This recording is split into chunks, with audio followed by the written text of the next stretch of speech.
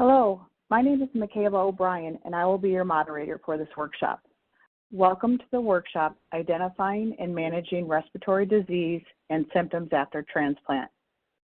I'd like to introduce our speaker today, Dr. Kyle Brownback. Dr. Brownback is an Associate Professor of Medicine in the Division of Pulmonary, Critical Care, and Sleep Medicine at the University of Kansas School of Medicine. He is also the Medical Director of Pulmonary Rehabilitation at the University of Kansas Health System. Dr. Brownback has been active in managing pulmonary complications of stem cell transplantation for nearly a decade, including those in patients with graft-versus-host-disease and chronic lung infections. His research focuses on the management of bronchiolitis obliterans syndrome after transplant and the effects of systemic GVHD therapies on lung function. Please join me in welcoming Dr. Brownback. Thank you very much. I really appreciate that introduction, and I'm very pleased to be with you guys today. I'm going to spend some time on this talk, starting off with just the basics of how lungs work, how we measure lung function, and determine how the lungs are doing throughout the post-transplant journey. We'll discuss some of the specific pulmonary conditions that can occur after transplant and how we manage those conditions as healthcare providers for our patients.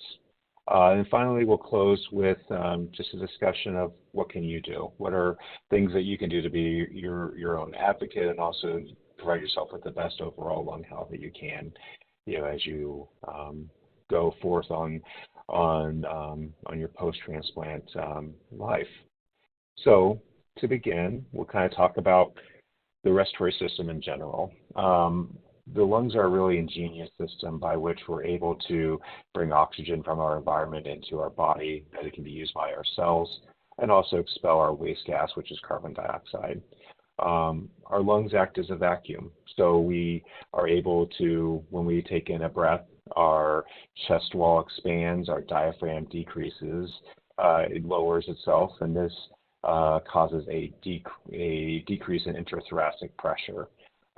As some people with any type of engineering background might know, gases travel from areas of higher pressure to lesser pressure. So by having a larger space, we're able to decrease our intrathoracic pressure, and gas is essentially sucked into our chest. It's done through either our nose or through our mouth. Our nose and mouth are functioning to kind of heat and humidify the oxygen that we breathe in. The nose and the nostrils will help to filter out particles going into the lungs as well. Once the air that we breathe in arrives into our lungs, it will travel throughout the lungs into the alveoli, which are some of the distal air sacs that go terminally at the end of the main bronchuses into the distal lung units. At their place, there's an alveolar capillary unit, and at that point is where oxygen is absorbed from the alveoli, from the air sacs, and into the blood vessels. Carbon dioxide is transferred in the opposite direction. Once that gas exchange occurs, we exhale, and so by exhaling, our diaphragm raises, our chest wall collapses, and gets usually stricter. We create increased pressure inside of our chest, and that expels air from our area of higher pressure now in our thorax to our environment. So these are kind of the main areas of as far as where oxygenation comes into the lungs. One thing that you may hear a lot of us discussing is bronchiolitis or bronchioles, because those end up being a very important part of essentially a development of graft-versus-host disease that affects the bronchioles for a majority of patients, and that's why the term bronchiolitis obliterans syndrome. So I mentioned that air travels from our mouth and our lungs past our vocal cords into the trachea, which is our windpipe, and into the bronchi, And the airways that are in between the bronchi and the alveoli, which is where gas exchange occurs, are called the bronchioles. And so this is kind of a representation of what a bronchiole look like. These are essentially the side streets of our lungs, how air gets from the major highways into the small cul-de-sacs where gas exchange occurs. And so these bronchioles are what end up being affected predominantly in the most common forms of graft-versus-host-disease, which is bronchiolitis obliterans syndrome. So these bronchioles can become narrowed in this spot, which makes it harder for air to get from the major airways, the trachea and the bronchi, into the alveoli where the oxygen needs to get to. So how do we monitor for this following transplantation? The most important part becomes something called spirometry that I'm sure many of you guys have done several times before. Spirometry is a forced exhalation maneuver where we ask you to breathe in as deep as you can and then exhale as forcefully and to completion as possible. And based on these this performance, we're able to calculate your forced vital capacity, which is the amount of air that you are able to inhale and forcibly exhale in one breath.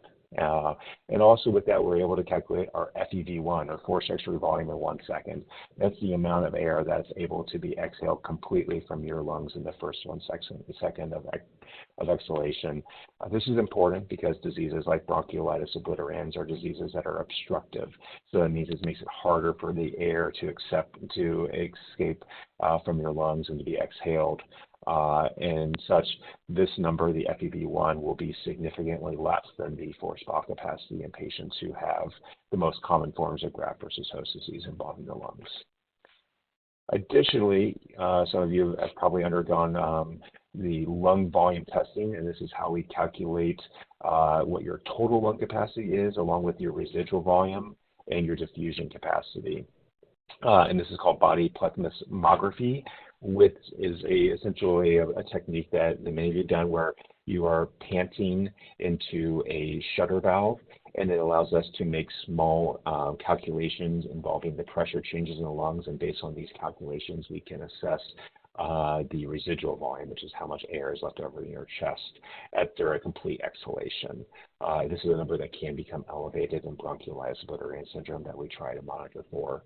We also will assess our diffusion capacity. This is a measurement of how well oxygen transmits from your lungs into the blood vessels. So when we do our pulmonary function testing at the University of Kansas, we will get a report that looks similar to this. And many of you may see your pulmonary function testing, on your patient portals, and this is the way it's presented to us as providers, and also the way our patients see them. So you will see a spirometry section, which kind of talks about the forced vital capacity and the FEV1. You'll see lung volumes, which measures our residual volume, our total lung capacity, and then our diffusion capacity, and that's where this is called the DLCO. That's how well oxygen goes from the alveoli into the blood vessels. What most of you will end up seeing in the number that your physicians and providers will talk about is your percentage of predicted. So as humans, every one of us are built a little bit differently. We have different volumes of lungs. We have different amount of air that we can get inside our lungs with one deep breath. And these things, there's quite a bit of variability from person to person, as we're all different people. We are able to calculate what would be a predicted amount of your forced vital capacity based on your age and height. So taller patients typically have larger lungs than shorter people. And as we age, we do lose lung function over time. So when we are calculating your lung function, we will obtain the forced vital capacity, which will be read here as actual, but we will also have a predicted amount. This is based on the database of a large number of patients of what would be your expected forced vital capacity based on your age and your height. And that will give us a percentage of predicted. And that's just basically of what you're able to do actually divided by your predicted amount. So when patients, a lot of times they'll hear, what is my lung function? And these are the percentages that we would tell you about what your lung function measures. So these are good for a baseline measurement. Ultimately, over time during the monitoring process, we measure how you're doing compared to yourself previously on your previous testing to kind of assess how your lung function is doing. But at onset, this gives us an idea about, is your lung function abnormal? We'll compare you to what would be predicted based on those factors. Other ways that we're able to kind of monitor the lungs and also measure lungs is by imaging. So chest x-rays and CAT scans are very important in this process. CAT scans are very important to look for evidence of infection. They can also show changes of graft-versus-host-disease when they display things like air trapping. They provide a very sensitive measure. And they can, help to distinguish, graft versus host disease from a non-graft versus host disease process. Another thing that is utilized fairly commonly in the post-transplant practice is bronchoscopy. This is a procedure that's typically done with anesthesia, where a small fiber optic scope is introduced into the lungs. It allows us to look for infection in the majority of our patients with GVHD. That's what we're looking for, is to distinguish infection from, GVHD. And so this allows us to get samples of the lungs to run cultures and to look for any type of infectious pathogens that could be present.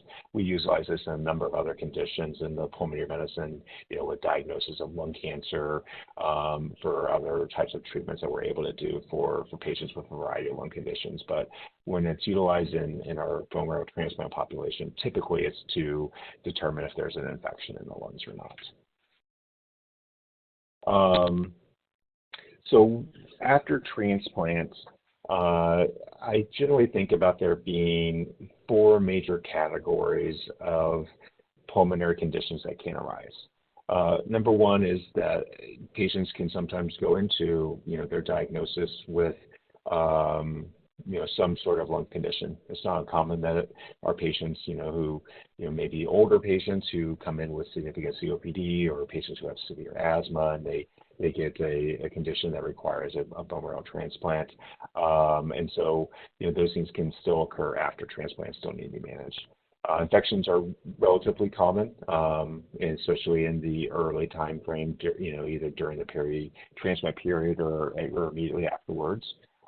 Drug toxicity, so complications that can happen to the lungs related to potentially the conditioning regimen as part of the transplant, also can be seen fairly commonly in patients who require treatment with checkpoint inhibitors, which are the immunotherapy type of medications. And then finally, graft versus host disease, and those sort of conditions that we are very commonly looking for in the post-transplant patient population. So when it comes to pre-existing lung conditions, most common things that we assess for, and just speaking as far as common in the general population, are asthma and COPD. Before you have a transplant, in the majority of centers, they will get a pre-transplant pulmonary function testing. That's first off to serve as kind of a baseline so that we can monitor how you're doing post-transplant, but it also allows us to assess for conditions like asthma or COPD. And so this is a way that we can determine if those conditions were present and maybe it's not diagnosed beforehand, and have you started on the appropriate treatments before your transplant to try to prevent any complications afterwards. Other things that can be common or can be evaluated are interstitial lung disease, which can be scarring-related lung diseases. Blood clots or pulmonary embolisms also are not uncommon in the peri-transplant period of time and are typically assessed for with a CAT scan with contrast. And then finally, long COVID. I feel this is something that is really become a major challenge to us as pulmonologists about knowing what is this condition that's rather nebulous right now, and how do we monitor or treat it. It's still a lot more questions than there are answers as far as the long COVID world, but certainly, can, be a detriment to patients' lung health if they're needing to go through this type of process. Infections, just to kind of talk about those up front, you will, as many of you know, during the first 90 days, then 365 days, you'll be on prophylactic medications to prevent infections in this process. These are just a list of some of the infections that we end up looking for as far as bacterial, fungal, viral, pneumocystis, cytomegalovirus. These are all very common ones that we try to prevent, but we also test for, and a lot of these require testing such as a bronchoscopy to look for these type of specific infections if they occur in the first 3 to 12 months after transplantation. So these are all things that we assess for, reasons why we like to have our patients really monitored very closely for fevers, for coughs, for sputum production that happen in that time frame after transplant. And this is just another graph kind of showing the infections that occur and kind of time frame that they typically occur at. Things that we particularly worry about, aspergillus, which is a fungal infection. Depending on what region of the country you are on, you will may have higher incidences of other type of fungal infections. I'm in Kansas City, and so we have a lot of a specific mold called histoplasmosis here. That's not common at all on either coast. But there are different types of molds that can be, that need to be tested for depending on what region of the world that you are in. And also I just make, it's not included on this chart, but respiratory viruses are really common, in this process, can make people very sick. RSV is a real problem currently. COVID also, it seems like our patients can shed COVID for a very, very, very long time, and something that we assess for quite frequently when patients develop new respiratory symptoms, and certainly kind of made our management question, made us change our management style in the last 3 years. So these are the infections that we specifically look for. As I mentioned earlier, specific toxicities can occur with some medications that are used to treat these malignancies, either the conditioning regimens or checkpoint inhibitors. Typically, these patients present similar to a lot of other infections, so they may be coughing, having shortness of breath, having chest pain. It requires typically a thoughtful assessment. It requires many situations of bronchoscopy to assess and see if there are any infections involving the lungs. It requires people with expertise in the field to help to determine if one of those toxicities could be occurring. This is a list from our pulmonary medicine textbook that a lot of us follow about different medications that are known to potentially cause drug toxicities in patients, in our patients. I think the one that most people know a lot about is bleomycin. That's one that's kind of part of the ABVD regimen of chemotherapy. So these are typically things that cause toxicities in the short term, not necessarily in the long term, but things that when we're getting a history from our patients who have respiratory conditions that we ask about particularly to see any of these medications that you can remember being on or that might have been present in your prior treatments. So I think I want to get kind of into the meat of some of the areas that I think a lot of you are interested in is graft-versus-host disease involving the lungs.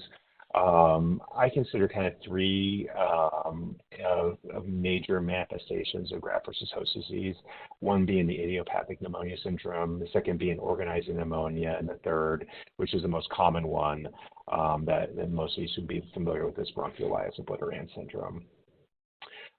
Idiopathic pneumonia syndrome, this may or may not be a actual manifestation of graft-versus-host disease. It's still kind of an unknown as far as what causes it, but this is something that generally causes our patients to become very ill in the first 20 to 90 days following transplantation. These patients can a lot of times end up in our intensive care units and require ventilatory support, and is distinguished as being something that a disease where patients have significant lung inflammation that's not infectious. it is something that we generally assess for, and one of the reasons that we monitor patients in that first 3 months after transplant very, very closely. The majority of cases that I see in the situations are patients who are in the first 30 days of their transplant when they get this. And so this is something that we assess for in patients in that population. Fortunately, is not very common. Organizing pneumonia is a condition, basically a pneumonia that can occur in patients that is not infectious. So this is a pneumonia that is not treated with antibiotics. It is actually treated with steroids. We typically will look for patterns on CT scan that are similar to what I'm showing you on the screen. It requires someone who has who is a familiarity with this condition. It typically requires bronchoscopy to exclude infection, and is treated with a prednisone course of somewhere between 2 and 4 months, and generally responds very well without a long-term complication. It can occur in patients who also have bronchiolitis obliterans syndrome, but not necessarily, and it sometimes follows a viral illness. It was a very common finding in COVID. It was one of our long-term, kind of a manifestation of long COVID that we were seeing very commonly. So this can occur in the first 1 year after transplant, typically in that 3 to 18 month period after transplant. I have seen it sporadically at different times. It occurs in the non-transplant community as well. Again, most commonly in the last 3 years as a long COVID manifestation, but was something that we saw following other viral illnesses in the past. Typically, these takes a month or two to diagnose because we are treating it as an infection, and it requires really someone to kind of say, this is not behaving like a typical pneumonia, or sure it's not a non-infectious organizing pneumonia. Not very common. I've been in practice for about 10 years now at the University of Kansas. I probably diagnosed this in the post-transplant community in probably 20 to 30 patients in that period of time, so not very common. As compared to bronchiolitis obliterans syndrome, which is significantly more common, and a condition that most of us consider to be the major manifestation of lung GVHD, the most common one, and the one that we obviously have a lot of concerns with. So this condition occurs in the bronchioles, which, as I kind of showed you earlier, are the airways that connect the large airways, the bronchi, to the alveoli, which is where oxygen gets from the lungs into the blood vessels. They become narrowed. It initially is due to inflammation, and that inflammation is triggered by some sort of factor. So we think about it as being a graft-versus-host-disease manifestation where the transplanted cells attack in that area, cause significant inflammation. Most of these cases feel like a good chunk of these cases follow a viral illness. So they start with a parainfluenza virus or a influenza or respiratory syncytial virus, and that inflammation is propagated and can, if unrecognized and untreated, can lead to scarring in those areas and making those airways very narrow. Some patients present with cough, some patients present with shortness of breath. A lot of patients are completely asymptomatic. We're built with a lot of extra lung function that we may never ever need. And so you can lose 30% of your lung function and may not have a lot of symptoms, especially if you're not very active. It's very easy to become very sedentary in that post-transplant period. And without a lot of activity, or you're pushing yourself to exercise aggressively, then you can sometimes have a significant deficit develop that you may not be not recognized. And that's why we have our patients get routine pulmonary function testing following transplantation to screen for this condition when it occurs. These are some risk factors that have been identified for developing bronchiolitis obliterans. The two that I think of the most are, number one, history of viral respiratory tract infections, and then two, the presence of airflow obstruction prior to transplant. If you go into transplant with COPD or asthma, you are more likely to develop bronchiolitis obliterans syndrome afterwards. And so those are patients that we typically monitor very closely for in that period of time. So how do we diagnose it? This is kind of a diagnostic criteria that have been proposed. Obviously, a patient who has a history of a transplant, they should the overwhelming majority of patients will have some other manifestation of chronic GVHD at the same time. So I always ask my patients, are you having a skin rash? Are you having any eye or mouth dryness, muscle or joint pains, gastrointestinal symptoms, or what other type of chronic GVHD is maybe manifesting? So typically these things should occur together, not always, but they typically should. We look for signs of airflow obstruction, so where it's harder to exhale, where your FEV1 is less than your FVC. And a lot of times we'll get CT scans of the chest to help to make sure there's no signs of infection that might be causing a similar drop in lung function, and to look for air trapping on our CAT scans, which can be consistent with graft-versus-host disease. And these patients should not be and not have an infection present. So we typically will, if there is any areas of abnormalities of CT scans that are not typical, we often do a bronchoscopy just to exclude infections that could be causing similar symptoms. How do we treat this? So first off is that you have to manage the systemic graft-versus-host disease. This is where steroids become important. Steroids are ultimately the best drug to manage these patients, and they also are the worst drug to manage these patients. They are unquestionably the most efficacious as far as providing a prompt anti-inflammatory effect, and they unquestionably have a terrible side effect profile. It pains me to start these drugs, but there really is no substitute for first-line therapy for graft-versus-host disease when it affects the lungs. Prompt initiation is generally very important. That's why we do screening PFTs. That's why we ask patients to monitor very closely. As far as second-line therapy, so the therapies that we utilize for patients who are either steroid intolerant, you can't be on steroids because of the side effect profile, or they're steroid refractory, you're on steroids but things are getting worse, or the steroids are effective, but you need to wean off of them. We need to have you on something else. That's where these other drugs are utilized, such as ruxolitinib, which is Jakafi, pneumocystis, which is Rezurock, ibrutinib or Imbruvica, extracorporeal photopheresis, which is a procedure that's done to try to reduce the function of circulating lymphocytes, and then rituximab, which is a anti-CD20 antibody, which is utilized to block antibodies that may be playing a role in systemic GVHD. Part of my research has been just kind of look at these drugs' overall efficacy in management of the lung function in GVHD treatment. Both ruxolitinib, pneumocystis, and ibrutinib all have FDA approvals for treatment of graft-versus-host disease. And they are, drugs that, are utilized, throughout the country for this type of condition.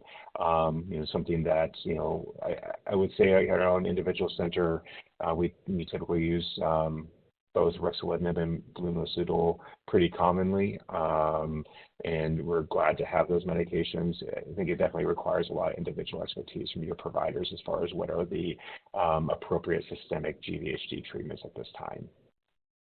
How do I treat? So specifically when it comes to the lungs, we use the mainstay as addition to systemic steroids is inhaled steroids. So inhaled steroids are medications where the steroid is inhaled into the lungs by typically some sort of inhaler. It helps to reduce inflammation at the site of deposition, which is hopefully the bronchioles.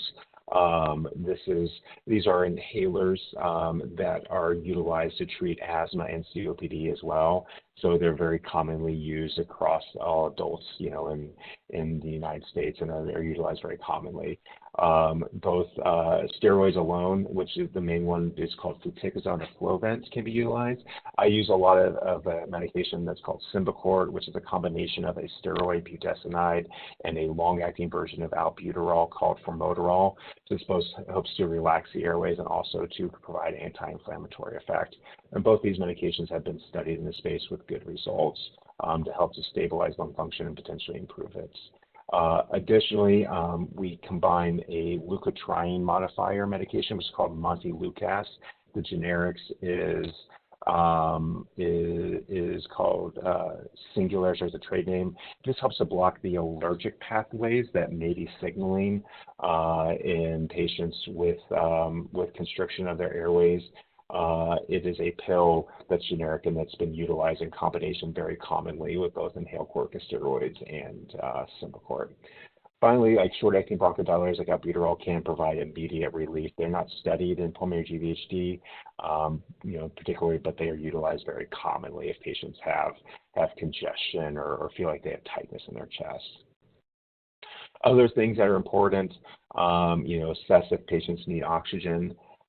Pulmonary rehabilitation is something that's very important to me. It's a supervised exercise regimen that's been utilized for many, many years for conditions like COPD, but it probably has a significant role for our patients with lung GVHD. It's an exercise program that's typically done as outpatients where patients work on both strengthening of the respiratory muscles and also improving conditioning, with the supervision of an exercise physiologist. And it can be very helpful in helping to improve our patients' exercise capacity and also to improve their quality of life and the symptoms that they access, especially if they've been very ill. I find it to be most effective in those patients who've had severe pneumonias, who are very debilitated. It can be really helpful to help to get them back on their feet again.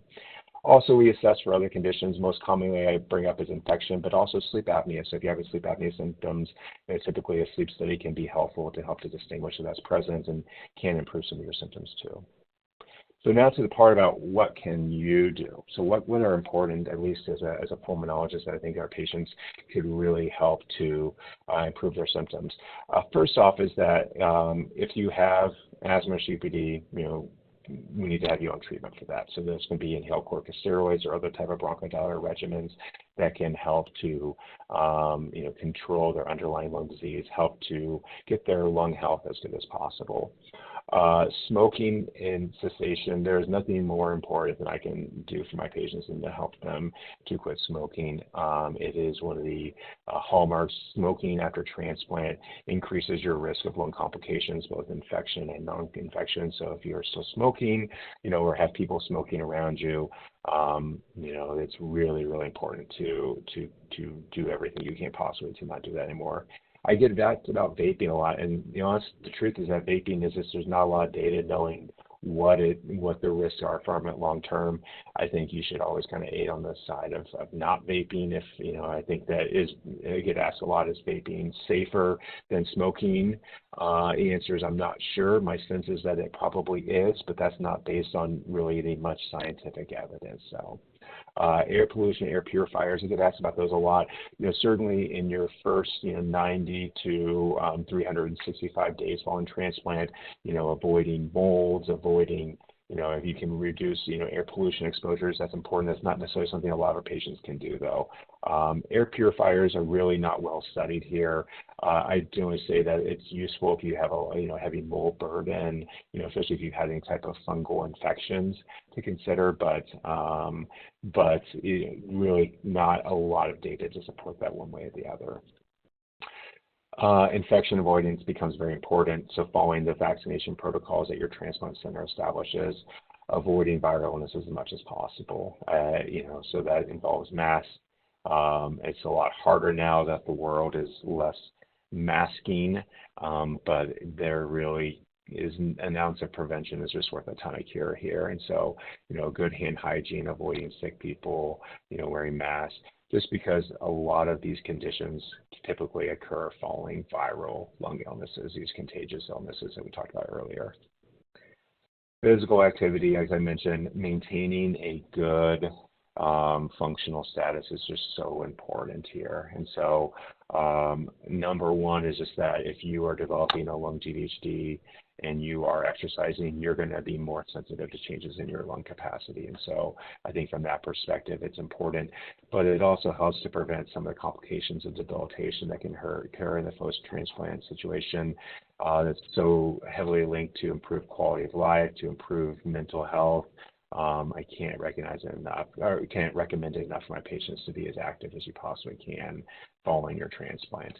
Easier said than done. I know that the journey is one that, doing exercise, being physically active is very challenging, but it is truly, truly worth it. A good walk a day can really help to improve symptoms and to prevent other type of complications.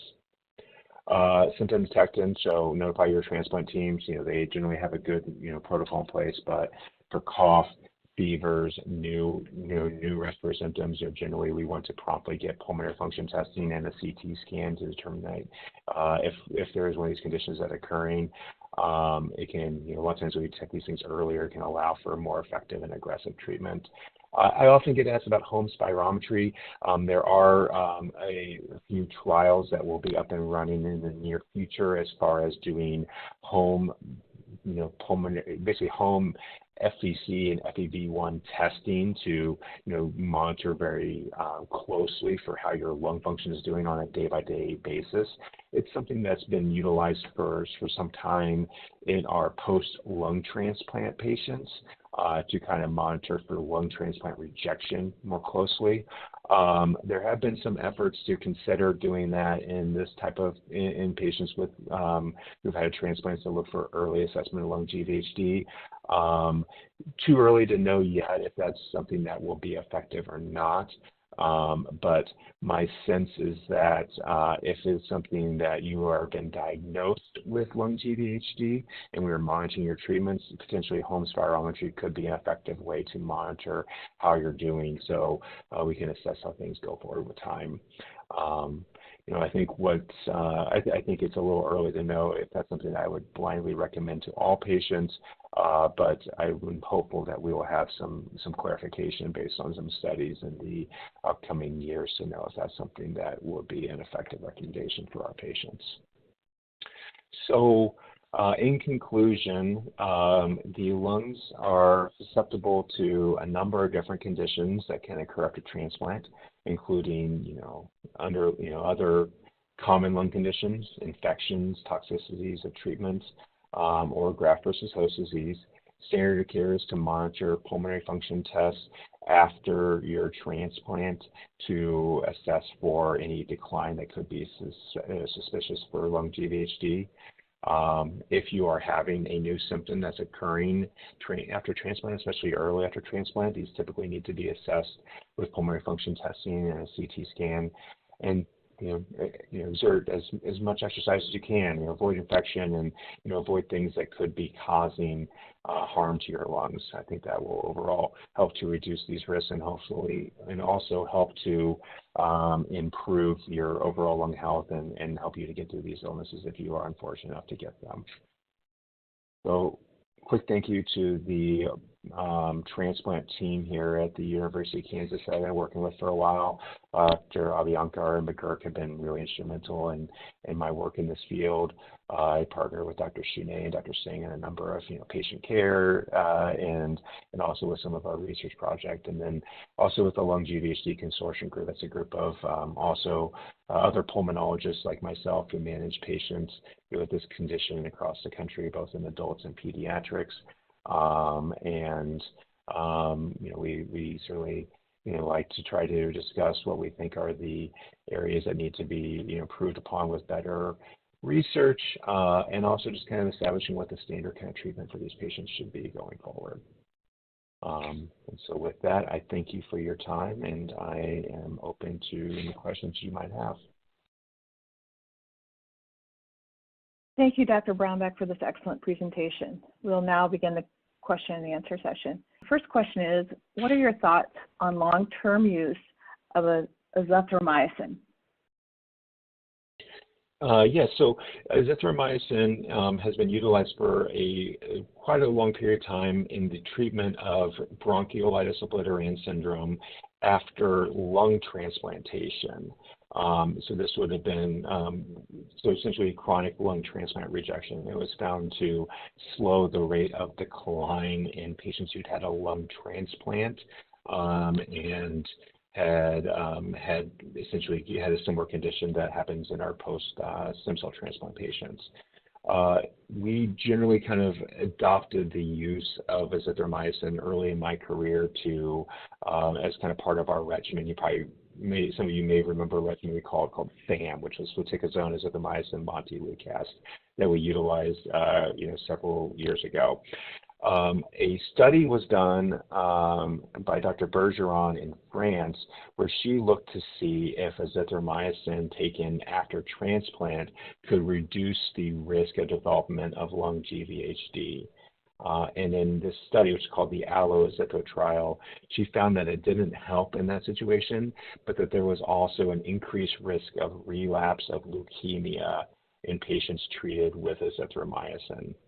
And so after that study was published, it was widely kind of decided that there probably wasn't a good reason to use azithromycin following for treatment of bronchiolitis obliterans syndrome after stem cell transplant.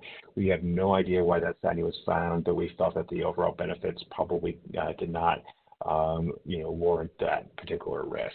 And so I currently do not utilize azithromycin chronically in the management of my patients with bronchiolitis obliterans syndrome due to graft-versus-host-disease at this moment.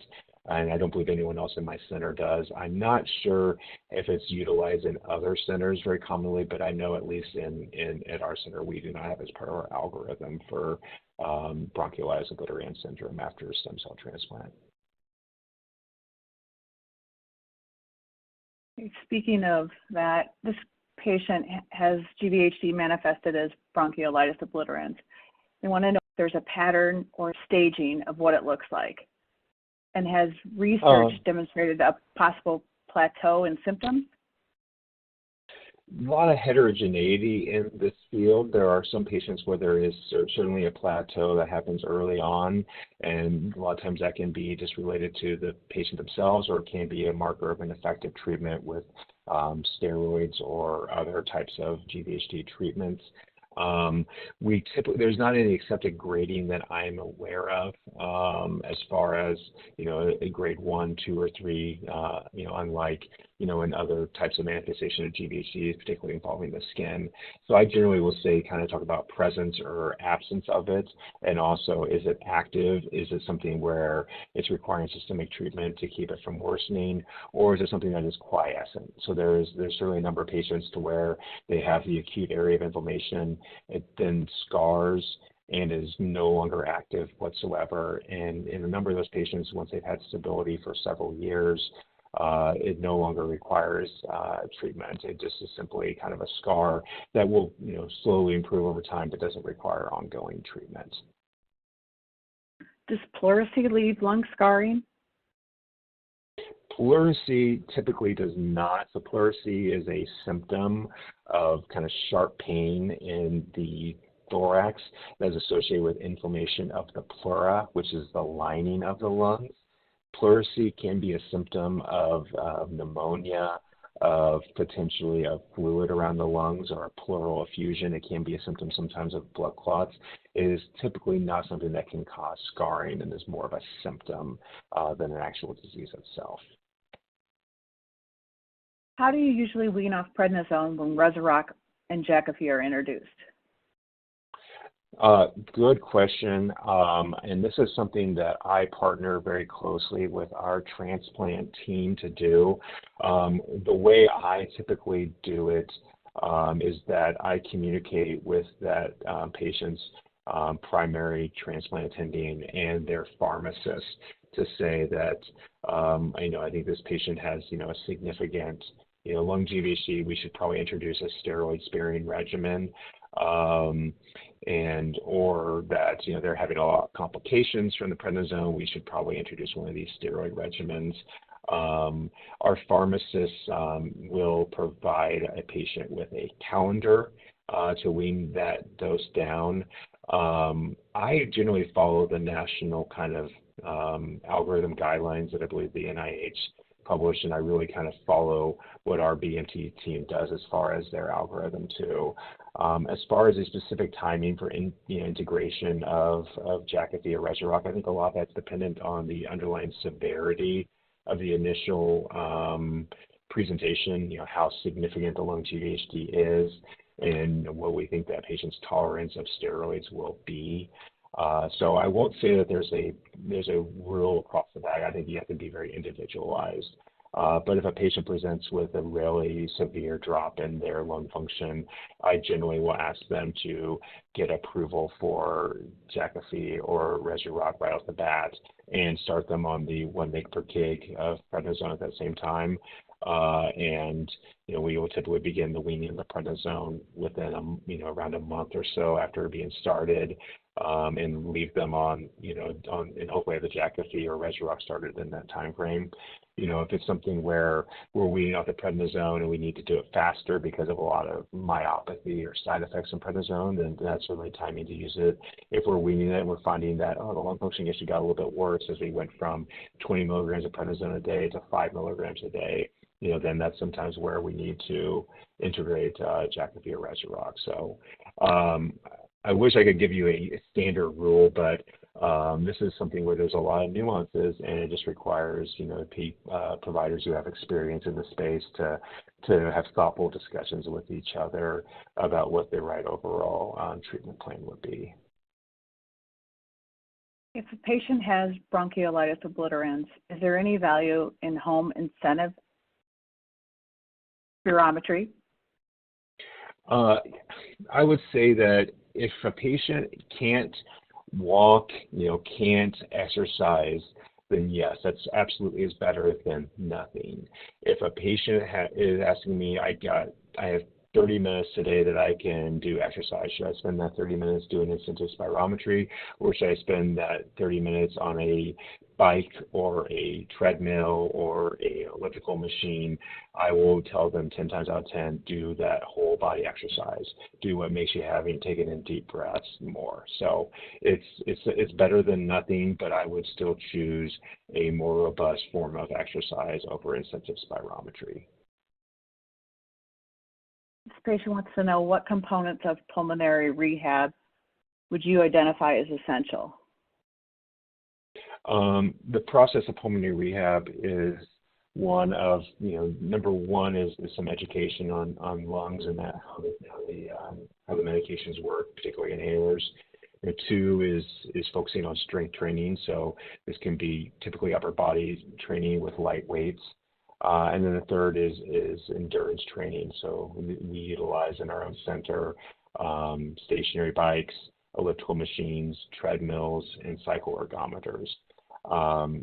Our program is usually done as 2 half days a week for an hour to an hour and a half per session, and lasts for around 12 weeks in duration. And that's kind of a standard type of program that's seen throughout the country. I think that those are all important. I think that the endurance capacity probably ends up being the most important component, just because we get people trained back to do things that are important for their quality of life. But it can be really beneficial. I saw a number of our transplant patients.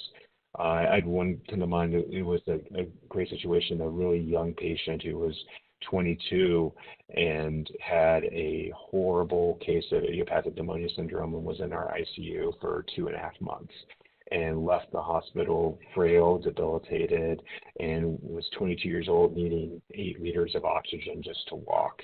And he completed 3 months of pulmonary rehab, and a month after that, he is completely off oxygen. He was able to get his strength back, gave him confidence to exercise even though he's short of breath, really improved his quality of life, and really improved his exercise capacity. Not everyone is in need of that degree of rehab, but when you can provide it, it can be an exceptional benefit to your patients. And so I mentioned this for our patients who are really limited by breathlessness, especially. The sicker you are, the more likely you are to benefit from pulmonary rehab. But certainly something to inquire with your transplant center if I'm describing you. I will mention that, the major downside, I feel like I'm talking out both sides of my mouth, but infection risk is there. During the heart of the pandemic, our rehab program shifted to all masking. That's not something that is being done at my center anymore, or I think most centers throughout the country. There are some companies that are evaluating virtual pulmonary rehab. That's not something that's readily available currently, but it may be something in the future that would be a good treatment option for our patients who, need to rehab, but are obviously fearful of being around a lot of, unmasked people who are exercising. And so I am hopeful that that will be an option, going forward in the upcoming years. There's one company that we've been partnering with some of our research to potentially offer that to not just patients with graft-versus-host disease, but also I'm in Kansas, so I have a lot of patients in rural Kansas who need pulmonary rehab, who have other conditions who can't get there. And so so I'm very hopeful that virtual pulmonary rehab will be something that's adapted and paid for by Medicare going forward, and that we can offer to our patients. I'm post 8 years BMT and post CAR T treatment. I was diagnosed with small airway disease. Is there a treatment you would suggest for this? Yeah, I mean, I think obviously first and foremost is being evaluated by a pulmonologist who is knowledgeable of this area, who has expertise in this field is really important.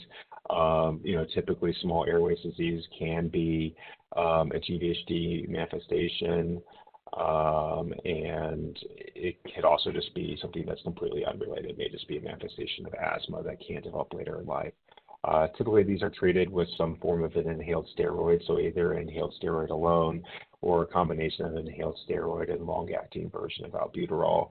So medications like Advair or Dulera or Symbicort or Brio can be utilized to treat these areas. But first and foremost is just to make sure that you're being managed by a provider who's knowledgeable of these conditions, and that it's treated with both in conjunction with your transplant team to ensure that this is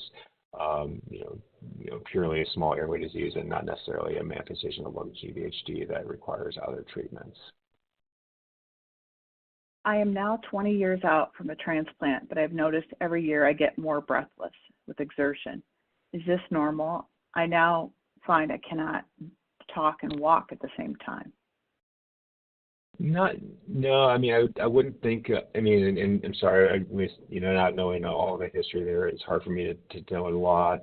But, I would suspect that that type of symptom would benefit from having a further evaluation, having pulmonary function testing done, having a CAT scan be done to look and see what does the lung function look like now compared to, the last time it was checked. Is it getting significantly worse? Which so that could be a manifestation of lung GVHD and would require, an evaluation and potentially starting on treatment. If it is something where it's, the lung function looks stable, but but you're that much more breathless, you might be a situation where, a rehab type of program could be helpful to improve your symptoms of shortness of breath. So with those type of symptoms, I would definitely want to have further workup, both looking at the lung function and also, potentially cardiac disease can also manifest in a similar manner. So, if you're having those type of symptoms that are changing and getting worse, definitely worthwhile to have both a lung checkup and if nothing's identified there, then a cardiac checkup too, to make sure that there's nothing that's being missed. But I wouldn't just chalk up those symptoms as being a normal process of the aging until you exclude other conditions.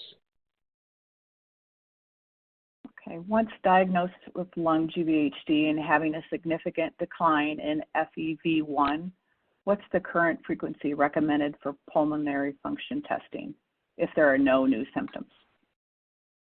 If you're stable without no new symptoms, I would say in the first 2 years, it would be every 3 months, and years 2 through 4, probably every 6 months, and then years 5 going forward, probably yearly.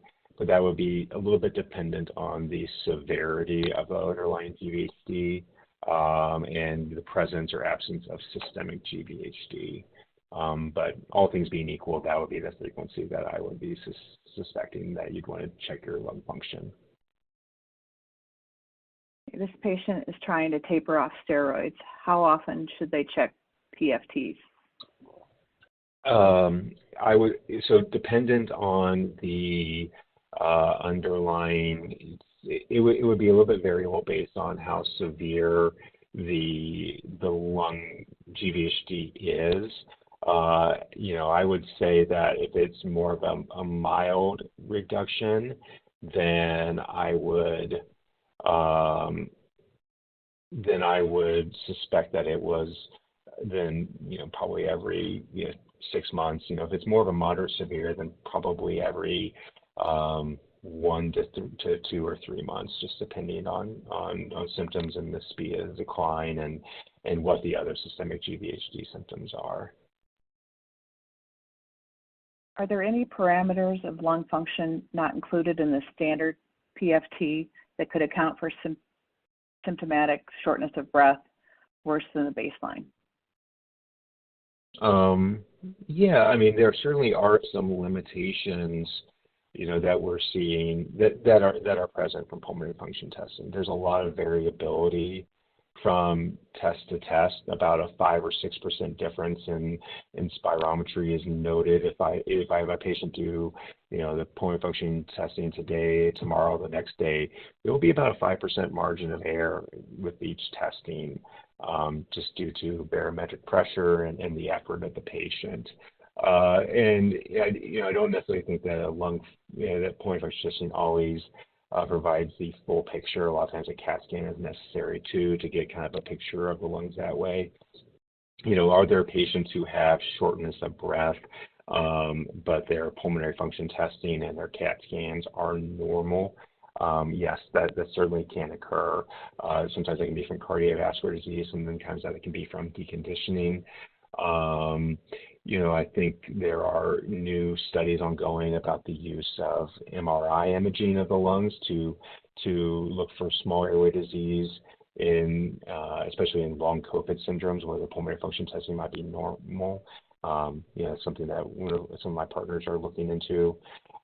Sometimes we will utilize cardiopulmonary exercise testing, which is where we place our patients on a stationary bike. We increase the resistance until they're unable to go any further, and the whole time we're monitoring their carbon dioxide levels, their oxygen levels, their heart rate, their blood pressure, and we kind of determine what it is that happens to make our patients have to stop when they are exercising. So, I think there's a lot of other things that can be done even, for symptoms, even if the lung function is normal, to kind of assess and give us a better idea about what the overall etiology is of their breathlessness. This question, there's two actually about COVID. If ground glass opacities found during a baseline CT remain unchanged since treatment, are they likely to continue stable, or can something like long COVID affect them? So ground glass opacities can occur for a number of reasons on CT chest. They can be a sign of infection. It can also be a sign of a scarring. There are sometimes situations where very, very early indolent lung cancers can present like those. And so typically speaking, we generally want to repeat our CAT scans, after you developed a ground glass opacity, to make sure that they either go away or resolve on their own or are not growing going forward. And so they generally always require further workup. COVID can cause ground glass opacities. You would expect those to go away with time after the COVID has resolved. And if they don't, they typically will require some sort of further workup, either with, a visit to a pulmonologist, lung function testing, or even a bronchoscopy to exclude other types of infections.